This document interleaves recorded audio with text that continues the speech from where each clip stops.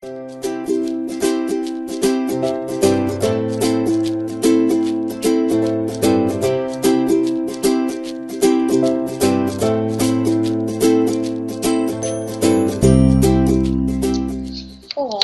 meu nome é Cristina, eu sou cirurgiã pediátrica, atuo junto com a doutora Karine em Blumenau, Santa Catarina, e eu vou trazer para vocês uma aula que aborda a bexiga neurogênica, né, a abordagem do período neonatal até o primeiro ano de vida. A doutora Karine, numa aula subsequente, vai falar sobre esse segmento após o primeiro ano de vida. Tá? Essa aula, ela se baseia no artigo de revisão da ISPU de agosto de 2019. Então, é uma aula muito atual, que trata tanto do diagnóstico quanto do acompanhamento e qual é o momento certo de solicitar os exames.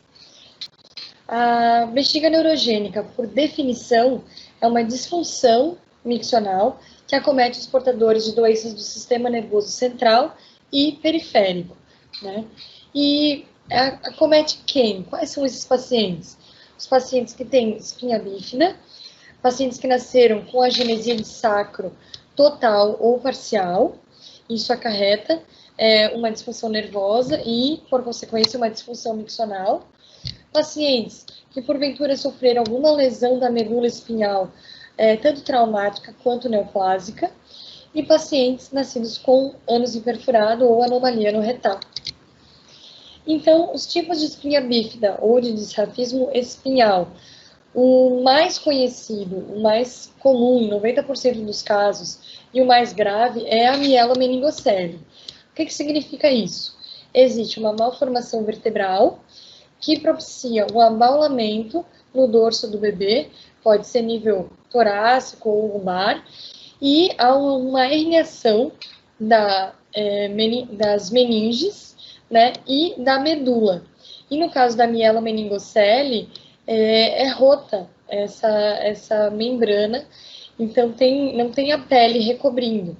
Então, a medula, ela fica exposta ao líquido amniótico, tá? No caso da lipomielocele, nós temos um defeito vertebral, a medula fica no lugar dela, no lugar, né, de origem, e há uma herniação das meninges, só que ela é recoberta por pele e também por gordura.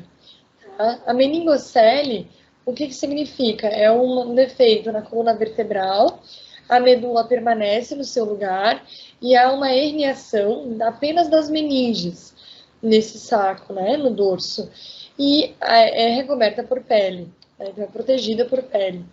E a espinha bífida oculta ocorre quando há um defeito na vértebra em maior ou igual a uma vértebra, né, geralmente lombar, a medula está na posição correta, não há uma herniação, né, todavia a pele está íntegra, existem estigmas que indicam que existe a espinha bífida oculta na própria pele. Pode ser um hemangioma, um tufo de pelo, né? Então, isso que caracteriza uma fóvea, né? Então, tem que fazer uma investigação para descartar a espinha bífida oculta. Então, para a gente começar a falar de bexiga neurogênica, a gente precisa falar de como que é a função normal da bexiga, né? Então, esse esquema é um esquema bem básico, para leigo, nada muito complexo, para a gente conseguir entender como é o mecanismo normal, e quando há alguma alteração nesse mecanismo normal, a gente tem a bexiga neurogênica. Né? Então, por exemplo, aqui no enchimento vesical, né, eu tenho um músculo detrusor, que é o músculo da bexiga, ele está relaxado para propiciar o enchimento da bexiga, e o meu esfíncter uretral e o meu assoalho pélvico estão contraídos, né? A primeira sensação para urinar se dá quando a metade da bexiga está cheia, né? Todavia, o desejo miccional normal ocorre quando passa da metade da bexiga cheia. E aí ocorre a micção. Para haver a micção, há uma contração da musculatura da bexiga, do detrusor, e um relaxamento tanto do esfíncter uretral quanto do assoalho pélvico.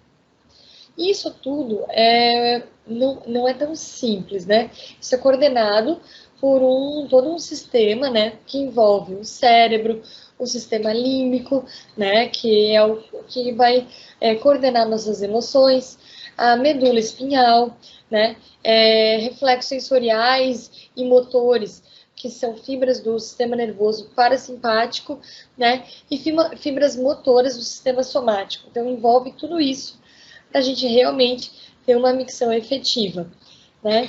Então, bom, vou pincelar apenas isso para a gente poder, quando a gente tem algum problema, tanto no cérebro, na medula espinhal, ou nos nervos periféricos que comunicam, né, a medula espinhal à bexiga, a gente vai ter uma disfunção miccional, então uma bexiga conhecida como neurogênica.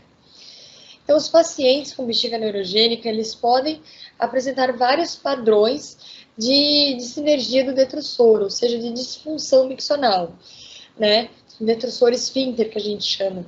E isso pode levar a uma incontinência urinária e ou fecal, então a criança que perde urina o tempo inteiro, uma infecção do trato urinário, e sintomas como febre alta são comuns, uma infecção crônica do trato urinário, levando a um problema de déficit de desenvolvimento da criança ponderostatural, a um refluxo vésico-ureteral, né, em vez da urina que vai para a bexiga descer pela uretra e ser eliminada, ela, pela bexiga, tem uma disfunção, ela acaba voltando para os ureteres e indo para o rim, muitas vezes, que é o refluxo vésico-ureteral.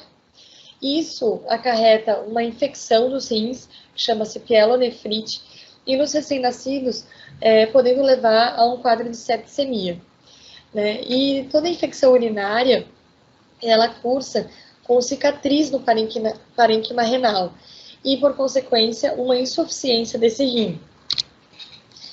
E aí nós temos alguns tipos de bexiga neurogênica. E para a gente poder tratar o paciente com bexiga neurogênica, a gente precisa conhecer qual é o tipo de bexiga desse paciente. Nem toda bexiga neurogênica não é uma receita de bolo, é a mesma, né? Então, a gente tem 4 tipos de bexiga neurogênica. E como que a gente vai saber qual vai ser o tratamento? Eu vou entrar só com droga, eu vou fazer cateterismo, enfim, eu vou entrar com alfa-bloqueador. Qual é a medida melhor para cada caso? Então, vai depender do estudo urodinâmico, dos achados do estudo urodinâmico. Então, por exemplo, nós temos o tipo 1 de bexiga, né? É aquela bexiga que tem maior risco de dano renal, o maior risco do trato urinário superior.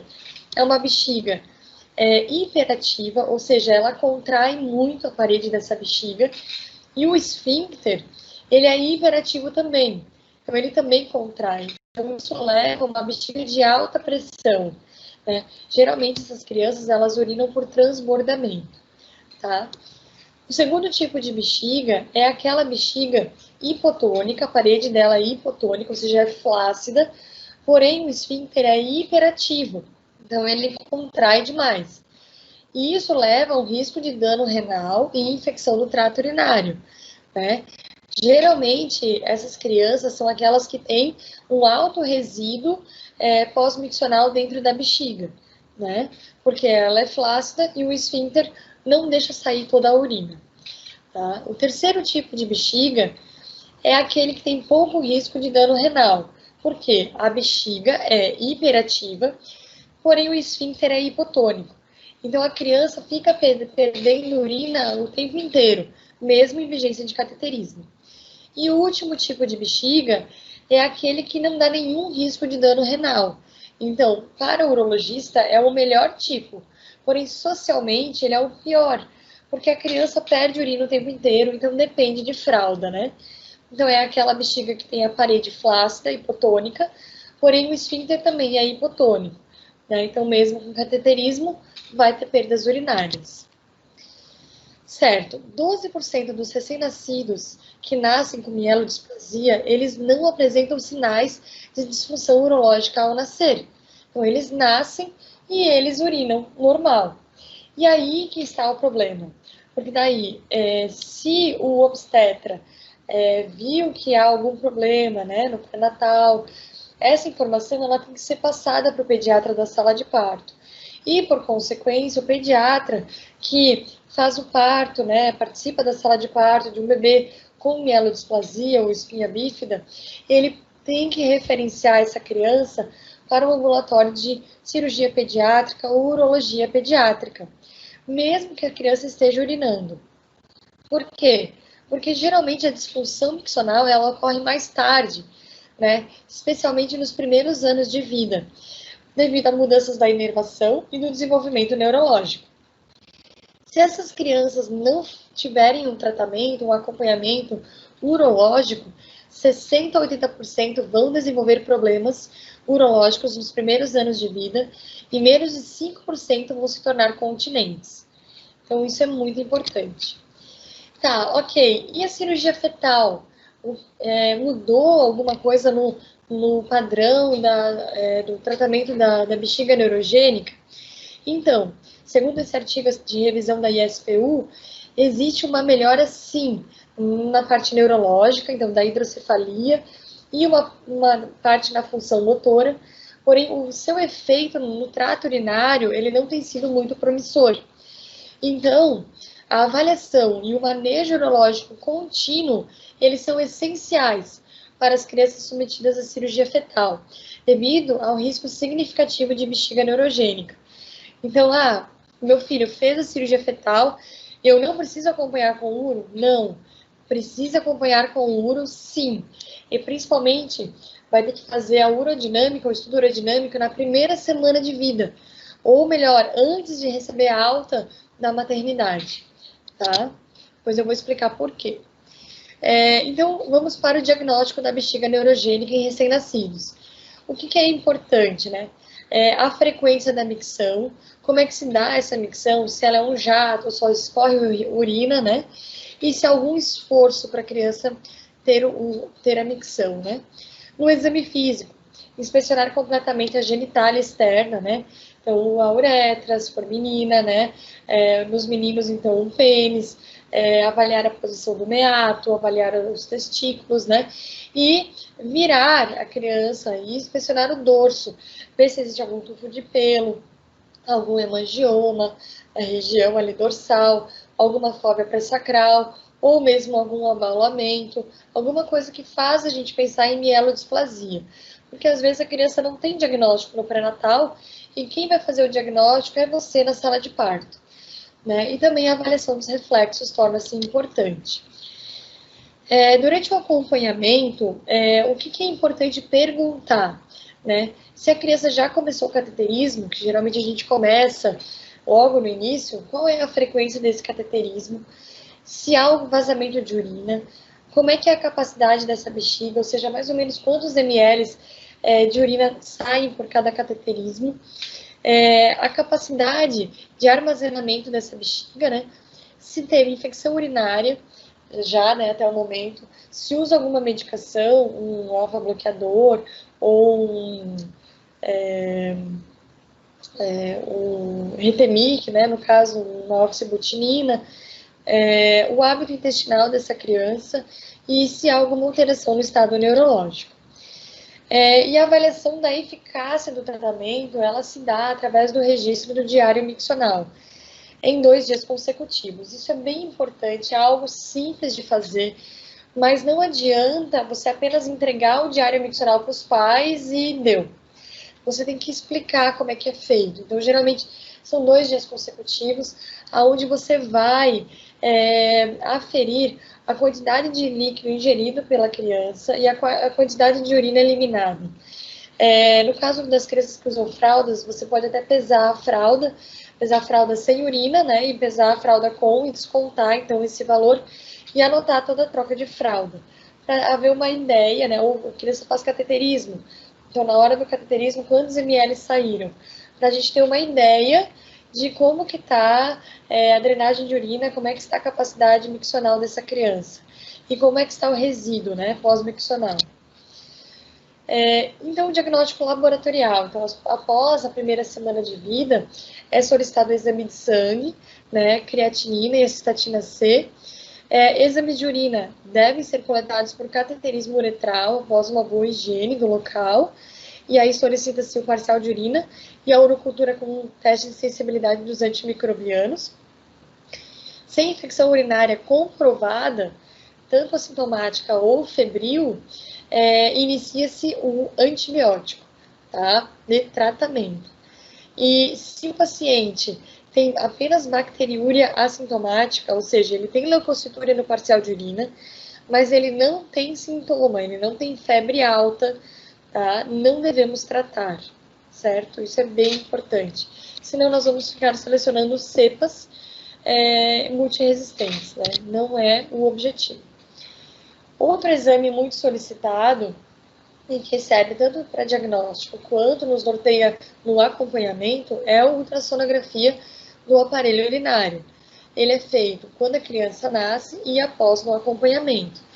E ele vai avaliar a dilatação do trato urinário superior e vai classificar, né? Geralmente, nós temos uma classificação muito usada na urologia pediátrica da Sociedade Fetal de Urologia, que vai graduar a dilatação em 4 graus. Aqui na imagem abaixo tem o grau 1, o grau 2, o 3 e o 4. Então, o pior grau é o grau 4, que já tem afilamento do parênquima renal.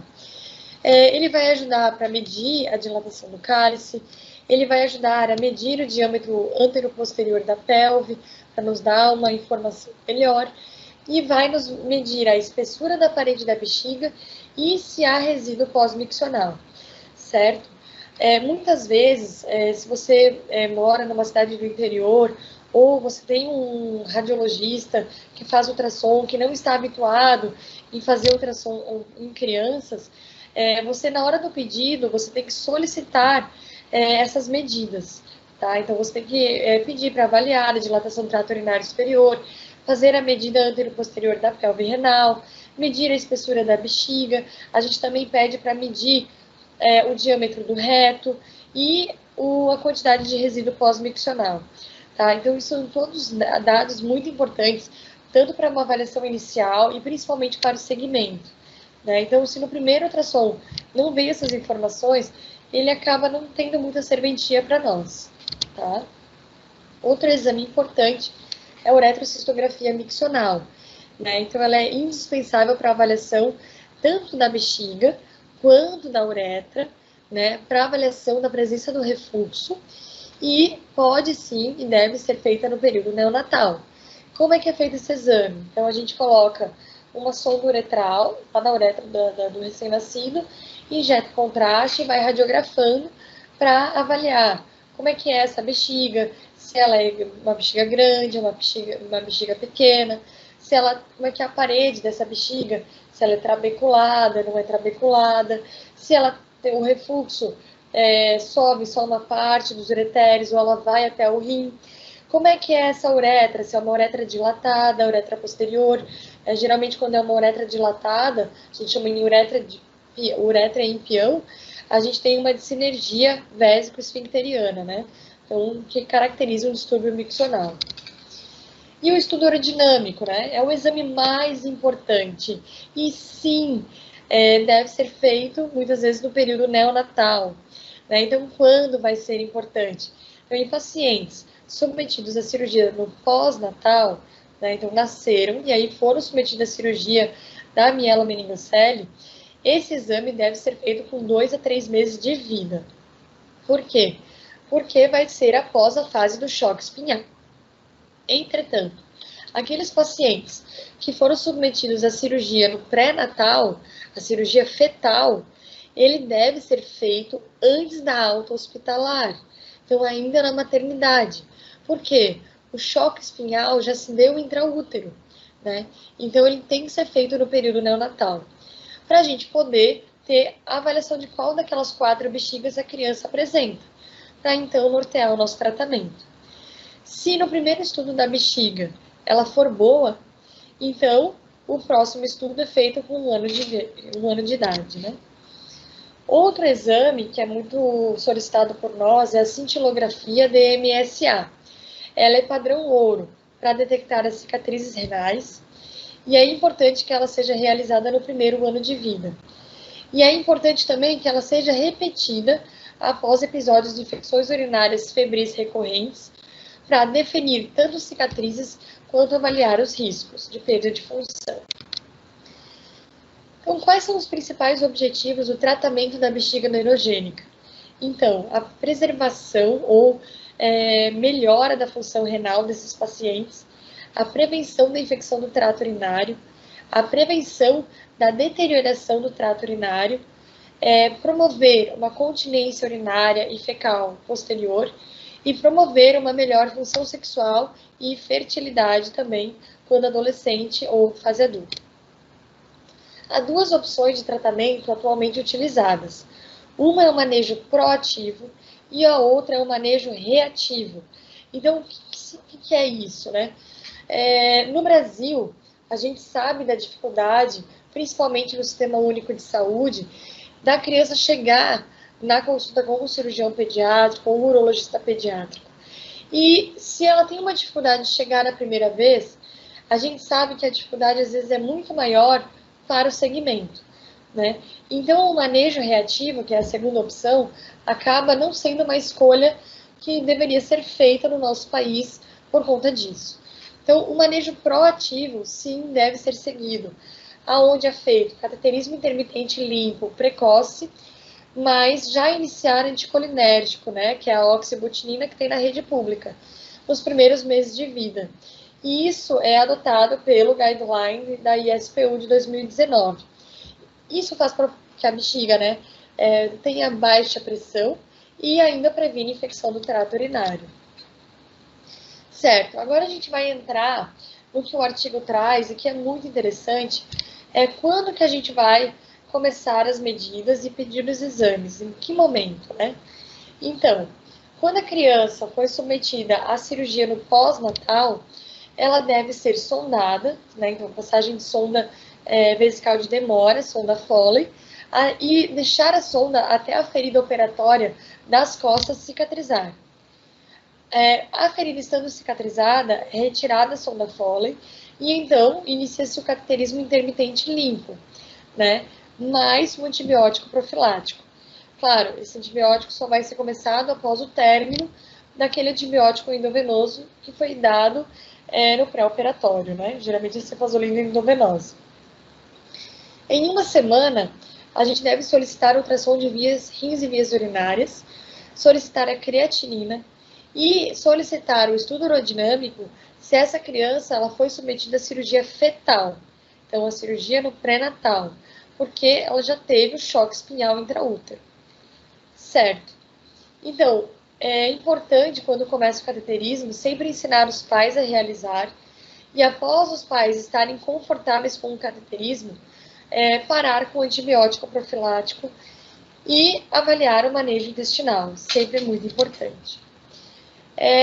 De 6 a 12 semanas, então ali nos primeiros 3 meses de vida, repete-se, né? História, exame físico, avaliação da pressão, exame de urina e função intestinal, avaliar o manejo intestinal. Solicita-se um novo ultrassom de rins e vias urinárias e uma nova creatinina.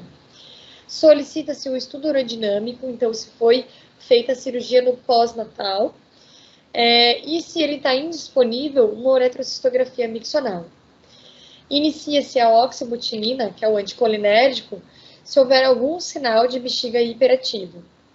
E inicia-se um antibiótico profilático se tiver refluxo através da uretrocistografia miccional ou, pelo estudo urodinâmico, a bexiga é hipotônica, né? Ou o uretrocisto foi inconclusivo.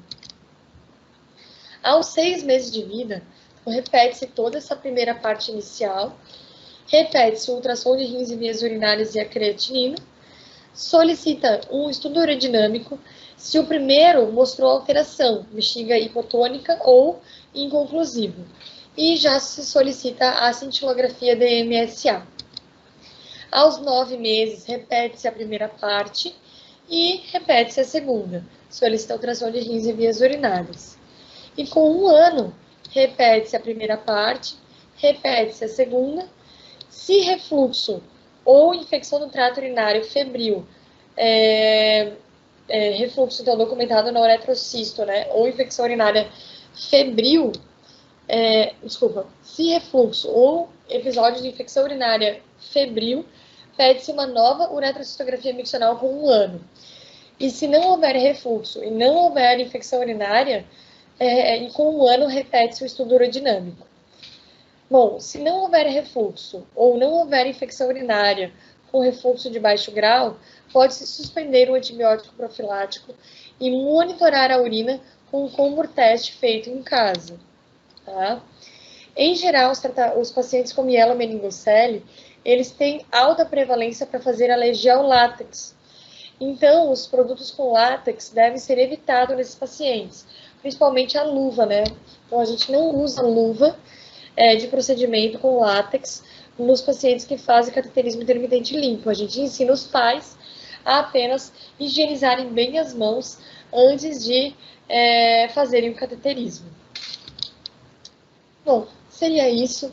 Eu gostaria de agradecer a oportunidade de fazer essa aula, né, para o Novembrinho Azul. Aqui na foto, agradecer, né, a doutora Karine, que se empenhou bastante nesse ano, por conta da pandemia, fazer as lives, as aulas, né, se preparar para tudo isso, e me ajudar nos atendimentos das 60 crianças que atendemos nas sextas-feiras de manhã, durante todo o mês de novembro. Também agradecer aos alunos da FURB, aos alunos da LACIP, que é a Liga de Cirurgia Pediátrica, também a todos os colaboradores, as mídias, o pessoal da Policlínica de Blumenau, e aos vereadores Gilson e Alexandre Matias, que trouxeram, né, nos ajudaram a fazer a lei do Novembrinho Azul em Blumenau. E esse é o 3º ano que a gente já faz eventos em prol do Novembrinho Azul. Certo? Muito obrigada e tenha um bom proveito dessa aula.